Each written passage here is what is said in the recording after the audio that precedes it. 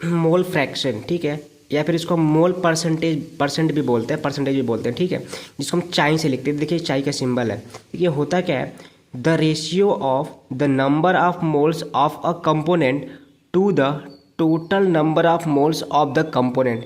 यानी कि सॉल्यूशन में अगर हमको मोल फ्रैक्शन डिफाइन करना है, बताना है, तो कैसे बताएंगे, ये रेशियो होता है किसका, number of moles of a component का, यानी किसी एक कंपोनेंट का number of moles upon total number of moles of component का एक रेशियो होता है, इसे हम क्या कहते हैं, मोल फ्रैक्शन कहते हैं, ठीक। और चूंकि ये दो नंबर ऑफ मोल्स का रेशियो होता है, इसलिए क्या होता है कि यूनिट लेस होता है, यानी कि क्या होता है, इसे कोई यूनिट नहीं होता है।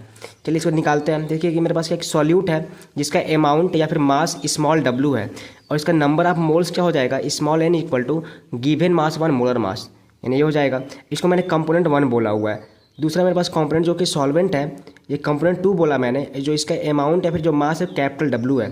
तो इसका नंबर ऑफ मोल्स हम कैसे निकालेंगे, capital N equal to given mass upon molar mass से इसका मोल नंबर ऑफ मोल निकल जाएगा। अब देखिए, अब दोनों को मैंने मिलाया, कंपोनेंट और कंपोनेंट 2 को, तो बन गया सॉल्यूशन। अब दो ही कंपोनेंट ऐसे क्या बोलेंगे, बाइनरी सॉल्यूशन बोलेंगे। अब इसमें जो टोटल नंबर ऑफ मोल्स क्या होंगे, इस mole of solute, number of mole of solute plus number of mole of solvent यानी कि small n plus capital N हो जाएगा, ये हो जाएगा। अब निकालते हैं क्या, मोल फ्रैक्शन फॉर सॉल्यूट के लिए, यानी कि कंपोनेंट 1 के लिए क्या हो जाएगा, मोल फ्रैक्शन इक्वल टू होगा number of mole of solute upon total number of mole of solution, यानी क्या हो जाएगा, ये चाई यानी कि सिंबल है इसका मोल फ्रैक्शन का, सॉल्यूट का इक्वल टू हो जाएगा small n upon n, small n plus capital N हो जाएगा।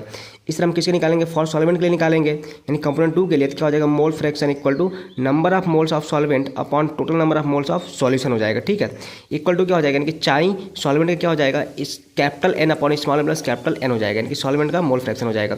दोनों को हम जोड़ेंगे तो mole fraction of solute plus mole fraction of solvent हमेशा कितना आता है, 1 आता है, ये हमेशा 1 रहेगा, ठीक है, याद रखिएगा। तो ये क्या हो जाता है, हमारा मोल फ्रैक्शन हो जाएगा। डेफिनेशन कैसे हम देंगे, अगर हम डिफाइन करेंगे कि मोल फ्रैक्शन ऑफ सॉल्यूट क्या होता है, तो इसको बोलते हैं कि mole fraction of solute is the number of mole in 1 mole solution में, ठीक है।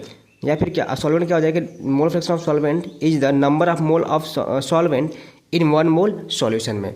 तो क्या होता है, मोल फ्रैक्शन होता है। Thanks for watching.